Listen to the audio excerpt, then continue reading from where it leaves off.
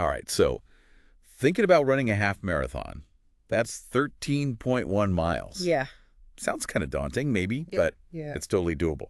And we're diving deep today into training plans, expert advice, all that good stuff to get you across that finish line. Cool. We've got a ton of articles from running websites, plans, tips, all that. And by the end, you'll know how to pick a training plan that works for you. Right. You'll be ready for race day.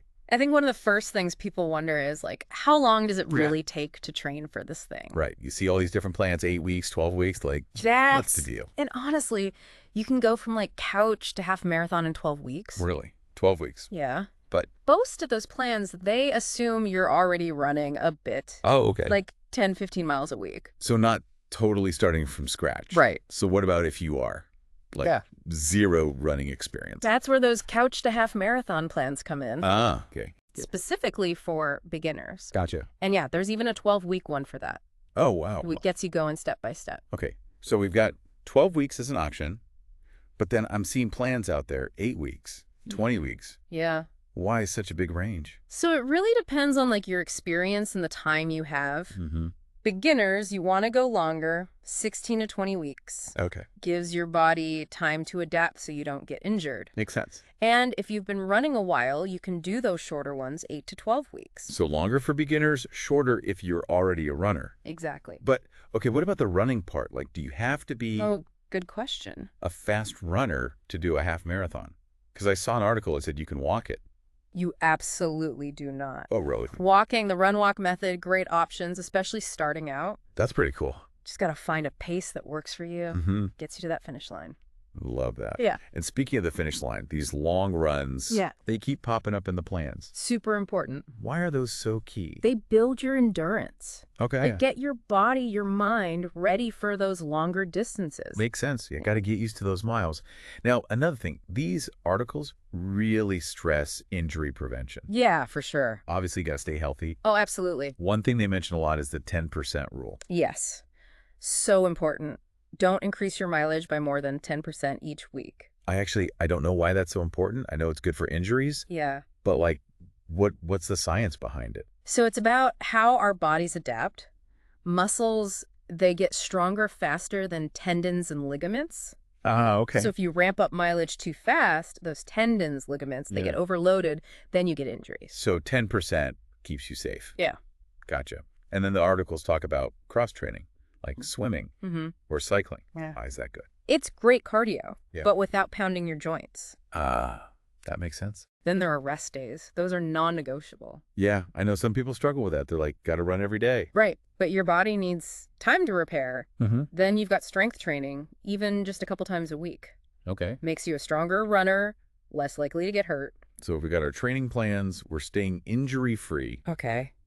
Now we got to talk fuel. Okay. What do we need to eat when we're training for a half marathon? Fueling those runs right is so key. Yeah, I struggle with this, so I'm really curious. Well, it starts with understanding those core components. Carbs, protein, fats. Carbs, they're your main fuel source, so you want about 50% of your calories from them. Okay. Then protein, super important for your muscles, about 25%. Gotcha. And then healthy fats, also 25% for overall health. So balanced diet. But what about during those long runs? Do you need to eat while you're running? So that depends on how long you're going. For runs over an hour, you'll need to replenish those energy stores while you're out there. Aim for around 30 to 60 grams of carbs per hour. There are tons of options out there, like energy gels, chews, sports drinks. It's about finding what works for your stomach. Yeah, because you don't want anything upsetting your stomach during a run. Exactly. And, of course, hydration. So important. Drinking enough water throughout the day. And for those longer runs, what about sports drinks or electrolyte stuff? Okay, so electrolytes, those are minerals like sodium and potassium that you lose when you sweat. And they're super important for your muscles and hydration. So when you're sweating a lot, especially on those long runs, you need to replenish them. That's where those drinks and supplements come in. So shorter runs, water's probably fine. But for those longer ones, you need a little extra. Right. Okay, this is so helpful. Good. Before we move on, though, one thing that really struck me in these articles was the why. Yes. Why are you running this half marathon? What's your motivation? Seems really important. It is. It's all about having that drive, that fire that keeps you going when things get tough. Yeah. Because there will be moments when you want to hit snooze instead of hitting the pavement. Oh, for sure. Or you'll think, why did I sign up for this? Totally. Yeah. So how do we tap into that why? It starts with figuring out what really motivates you. Is it about proving something to yourself or pushing your limits or maybe getting healthier or raising money for a cause or just having an adventure? Once you find your why, write it down, put it somewhere you'll see it, and remind yourself constantly. Oh, I love that. Like make it visible. Okay. Okay, let's take a quick break and then we'll come back and dig into that why a little deeper. Yeah, it's easy to get so caught up in the training, like the plans and everything, Right? that we kind of forget why we even wanted to do this in the first place. Yeah, totally. Yeah. It's all about the how, Yeah. and we forget the why. So let's talk about that why. Why is it so important for half marathon training? It's like having that inner drive, that fire in you. Yeah. That keeps you going when it gets tough, you know? Yeah. Because there will be days when Oh, yeah, you just want to hit snooze, not put on your shoes. You'll be like, why am I doing this? for sure. So how do we tap into that why? How do we find it? You got to start by figuring out like what really gets you going. Is it proving something to yourself, pushing your limits? Maybe it's about getting healthier, raising money for a cause, or even, just having a cool adventure. Yeah. Once you figure that out, write it down, put it up somewhere. You'll see it every day. Keep reminding yourself. I love that. Like make it a visual thing. Exactly. Make it real. And speaking of, things to help you along the way, some of these articles talked about using technology for your training. Oh, yeah. Is that like necessary? Yeah. All these gadgets and apps and stuff. I wouldn't say it's necessary, but it can definitely make things more interesting, more fun. Okay. There are some awesome apps, devices out there that can track your progress, give you guidance, even connect you with other runners. Oh, It's like a little support system right in your pocket. so like walk me through some of these tech options. Okay. One article specifically mentions Strava. What's that all about? Strava's great. It's an app for logging your runs, seeing all your data. And the best part, it connects you with this huge community of runners. Oh, fun. So you can see how your friends are doing, join challenges, give each other kudos. It's motivating and keeps you accountable. I like that. But it's more than just like a social thing, right? Right. Strava uses GPS to track your distance, your pace, elevation, even heart rate if you have a compatible device. Well, you can really geek out on all those stats if you want. Totally. Now, I've also heard of an app called Runna. Is that similar? Runna is a bit different. It tracks your runs too, Yeah. but it's really focused on giving you these super comprehensive training plans. It's like having a coach in your pocket, tailoring a plan just for you, your goals, your fitness level, even your upcoming race. Wow, that's high tech.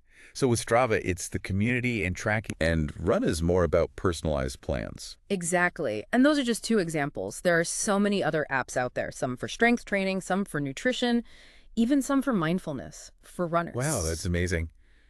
It's crazy how much tech is involved these days. Yeah. But I think it's important to remember that sometimes the simplest approach is the best. Totally. Sometimes you just got to put on those shoes, leave the phone behind, Right. and just enjoy the run. Sometimes the best runs are when you just kind of lose track of time. You're not worried about pace or anything. You're just enjoying the feeling of running, your breath, your feet hitting the pavement. Yeah, I love that feeling, finding that balance between using technology and just being present. Exactly. But okay, let's be real for a second. Half marathon training, it's not always sunshine and rainbows. No. There are going to be days when it's hard, you're not feeling it. Those long runs just feel impossible. You got to be mentally strong, just like you're physically strong. Yeah. How do you deal with that? One thing that can really help is to break down the run into smaller chunks. Okay. Instead of thinking about the whole distance, focus on getting to the next mile marker or landmark. So like setting mini goals Yeah. makes it less scary. Exactly. And remember those long runs, the ones we talked about before? Oh, yeah. Those can feel extra daunting. So what are some ways to make those long runs maybe even enjoyable? Ooh, yes. Tell me. I need all the help I can get with those. Well, first of all, don't go crazy right away. Start slow. Gradually increase your distance. Much better than doing too much too soon and getting hurt. Right, like the 10% rule, Yeah. but for your long runs. Exactly. Now, when it comes to pacing, try to keep it conversational. Conversational pace. I've heard that, but I don't really know what it means. It means you should be able to talk in full sentences without gasping for air. Oh, okay. So not like whispering, but like actually talking. Yeah. If you're huffing and puffing, you're going too fast. Yeah. Remember, long runs are about endurance, not speed. Slow and steady, right? What about like fuel and hydration during those long runs? We talked about nutrition, but is it different for those longer distances? It is a bit different. When you're running for over an hour, you got to fuel up while you're going. Okay. Try those energy gels, choose sports drinks, see what sits well with you. And of course, hydrate, sip water or electrolyte drinks throughout the run. Don't wait till you're thirsty. That means you're already getting dehydrated. Okay, conversational pace, fuel, hydration, got it. Is there anything else that can make those long runs more, well, fun? They just seem so intimidating. Find a running buddy or join a group. Oh, that's a good idea. Running with people makes the miles go by faster, and it's super motivating. Yeah, I love working out with friends. It's so much better, right? Yeah. But what about if you're on your own? Any strategies for that? Try changing up your scenery. Don't run the same route every time. Try a new trail, a new park. Oh, I like It that. can feel like an adventure, keeps things interesting. Yeah, I get stuck doing the same loop all the time. New places be fun. And don't forget music or podcasts. Oh, yeah. A good playlist or an interesting podcast can distract you from any discomfort and keep you going. Music is my go-to for any workout, especially running. It's the best, right? But what about when, mentally it gets tough? Like, how do you stay focused and positive during a hard run? Mental toughness, it's a skill. You can build it up. It's just like physical strength. One thing that helps is positive self-talk. Oh, okay. Instead of thinking about how tired you are or how far you have to go, Yeah. encourage yourself, tell yourself you're doing great, focus on the present moment. So, like, shift your mindset from I can't to I am doing this. Exactly. And remember your why. Oh, yeah. That motivation can be so powerful when you're doubting yourself. Why are you doing this? What are you working towards? Imagine crossing that finish line, that feeling of accomplishment. I can almost feel it now. That's awesome advice for staying strong mentally. And don't forget to celebrate those little wins along the way. Reaching a certain distance, finishing a tough workout, just getting out there and doing it. Recognize your progress. Be proud of yourself. Every step gets you closer to that finish line. Yeah, that's a good reminder. Yeah. It's easy to forget to celebrate how far you've come when you're so focused on the end goal. It is. Okay, so we talked pacing, fueling, finding a running buddy, changing up the scenery, music, mental strategies. Anything else on those long runs before we move on? I think the biggest thing about those long runs is it's not just about getting your body ready. Yeah. It's about your mind, too. Yeah. Learning to push through, tough stuff, Yeah. knowing you can cover the distance. Oh, totally.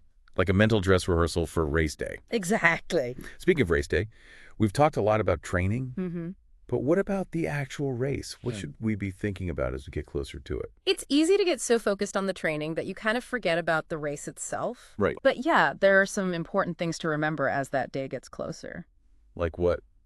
Fill me in. I'm getting nervous just thinking about it. Okay, well, one thing that all the articles really emphasize, don't try anything new on race day. Oh, that's the point.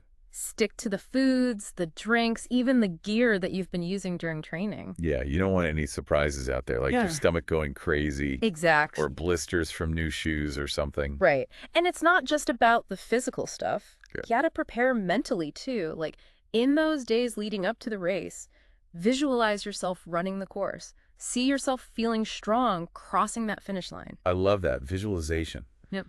I do that for all kinds of things, but I hadn't thought about it for the race. It's super helpful. It can boost your confidence, and it calms those nerves. Yeah, for sure. What about logistics? Like, should we, I don't know, look at the course map beforehand? Definitely. Know where the starting line is, where the water stations are, what the weather's going to be like. Ah, good call. I can totally see myself showing up and having no clue where to go. Right. Having a plan helps a lot. It keeps those pre-race jitters under control. Mm-hmm. And then, once the race starts, remember to pace yourself. It's easy to get caught up in the excitement and start out way too fast. Yeah. But that'll make you burn out later on. Trust your training. Stick to that pace you've been practicing. So no going out like a bat out of hell, even if it feels good at first. Exactly. And just like your long runs, make sure you're fueling and hydrating throughout the race. Use those water stations. Have your gels or cheese handy if you need them.